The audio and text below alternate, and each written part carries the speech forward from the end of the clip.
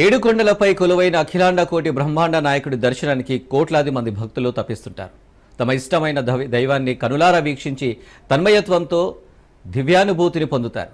అయితే ముందస్తు ప్రణాళికతో శ్రీవారి సన్నిధికి వచ్చే భక్తులకు కొంతకాలంగా దర్శనం ఆలస్యమవుతుంది.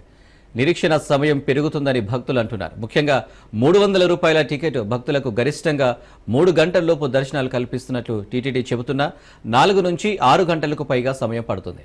వేసవి నేపథ్యంలో వృద్ధులు చిన్నారులతో ఇబ్బందులు పడాల్సి వస్తుందని భక్తులు వాపోతున్నారు.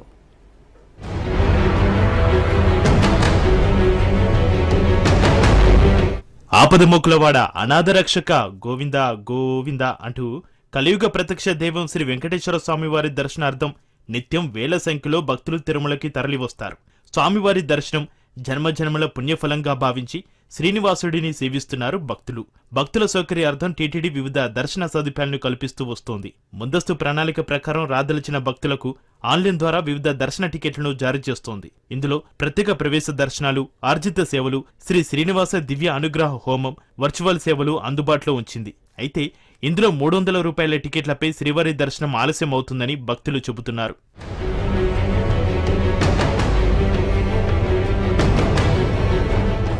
ఆర్జిత సేవలు మినహా మిగిలినవన్నీ ప్రత్యేక ప్రవేశ దర్శనం ద్వారా భక్తులకు స్వామివారి దర్శన భాగ్యం కల్పిస్తూ వస్తుంది టీటీడీ. 300 రూపాయల ప్రత్యేక ప్రవేశ దర్శనాల టికెట్లను రోజుకు సుమారు 15 నుంచి 20 వేల మందికి జారీ చేస్తోంది.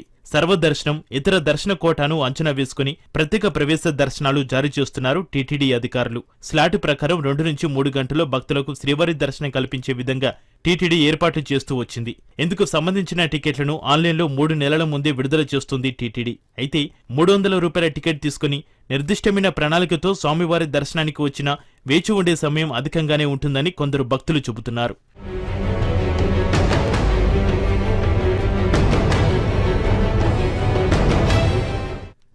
రూపాయల టికెట్ భక్తులకు గరిష్టంగా 3 గంటల్లోపు దర్శనాలు కల్పిస్తున్నట్లు టీటీడీ చెబుతోంది. అయితే వాస్తవ పరిస్థితి ఇందుకు విరుద్ధంగా ఉందంటున్నారు భక్తులు. 5 నుంచి 6 గంటలకు పైగా క్యూలైన్లో వేచి ఉండాల్సి వస్తుందని చెబుతున్నారు. వేసవిలో సర్వదర్శనానికి రెట్టింపు సంఖ్యలో భక్తులు వచ్చే అవకాశం ఉంది. ఇక సిఫార్సు లేఖలకు సైతం అధిక సంఖ్యలో దర్శనాలు జారీ చేస్తే 300 టికెట్లతో వచ్చిన భక్తులకు వేచి ఉండే సమయం మరింత పెరిగే అవకాశం ఉంది. భక్తులతో పాటు వచ్చిన వృద్ధులు చిన్నారులతో ఇబ్బందులకు గురవుతున్నామని భక్తులు చెబుతున్నారు. శనివారం నుంచి బుధవారం వరకు బ్రేక్ దర్శన సమయంతో సమస్య వస్తున్నట్లుగా తెలుస్తుంది.